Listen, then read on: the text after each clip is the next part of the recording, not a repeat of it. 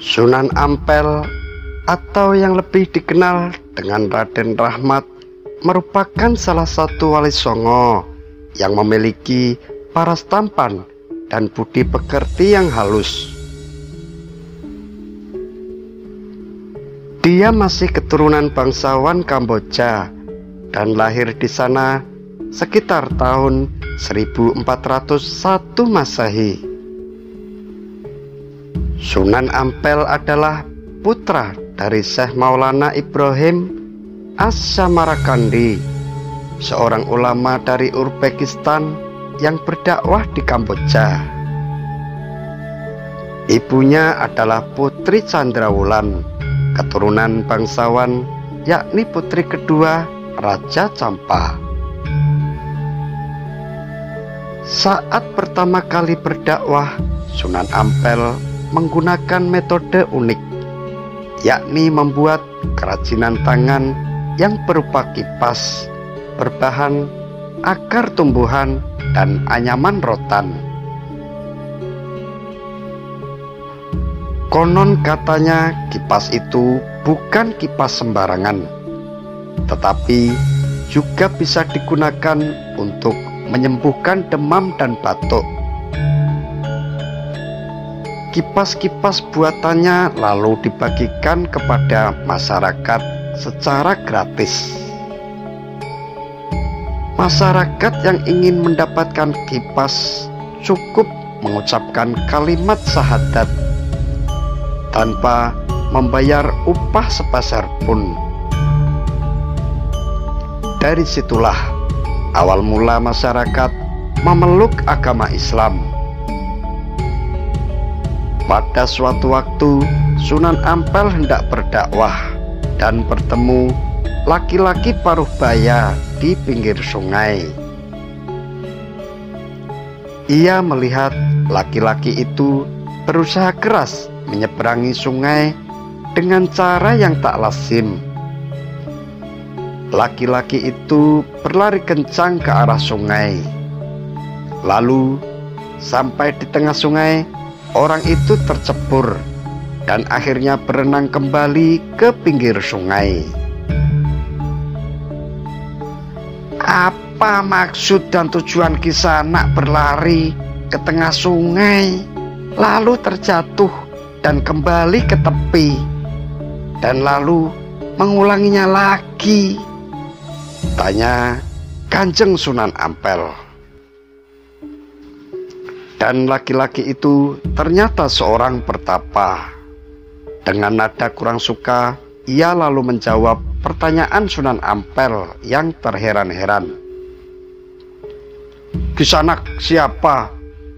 Saya melakukan ini karena saya ingin merapalkan ilmu meringankan tubuh saya, sehingga saya bisa berjalan di atas air dan menyeberangi sungai ini, jawab si pertapa.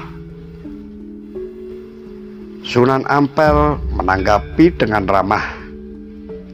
Ia memperkenalkan diri sebagai seorang pengembara yang kebetulan melintas. Sudah berapa lama Kisanak melakukan ini? Tanya Sunan Ampel kembali. Pertapa itu mengaku sudah melakukan latihan selama 12 tahun dan belum berhasil. Jawaban itu membuat Sunan Ampel kaget, karena 12 tahun bukan waktu yang singkat. Lalu kenapa Kisanak masih mencoba lagi hal yang tidak mungkin ini? Tanya Sunan Ampel penasaran. Pertapa itu merasa terganggu. Ia terusik dengan pertanyaan-pertanyaan Sunan Ampel. "Itu bukan urusanmu, Pak Tua," jawabnya dengan jengkel.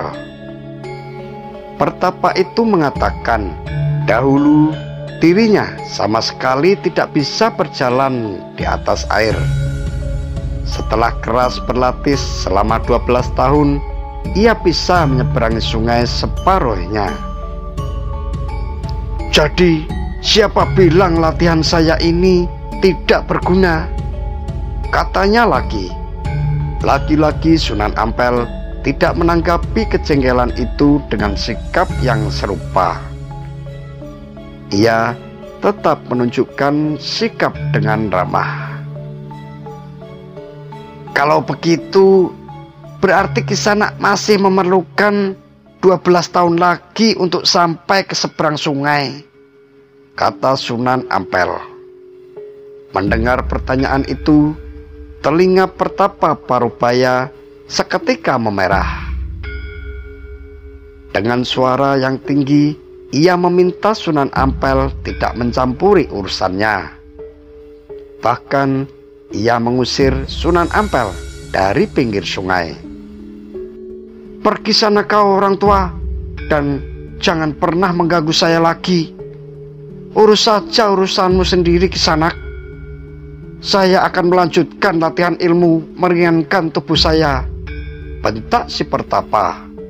Sunan Ampel pun lalu pamit dan beranjak pergi melanjutkan perjalanan.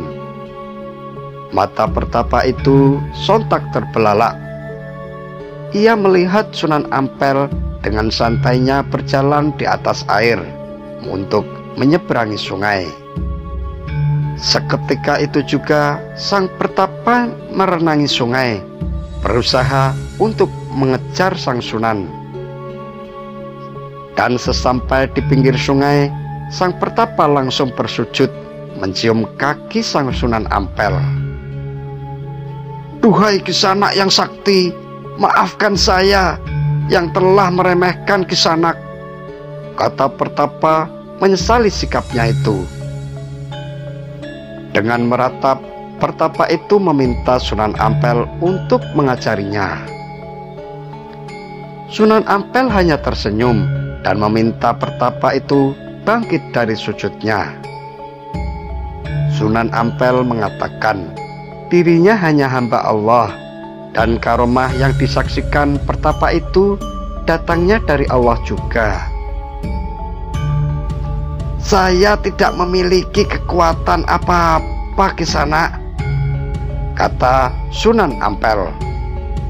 Pertapa itu kembali mengakui kesalahannya.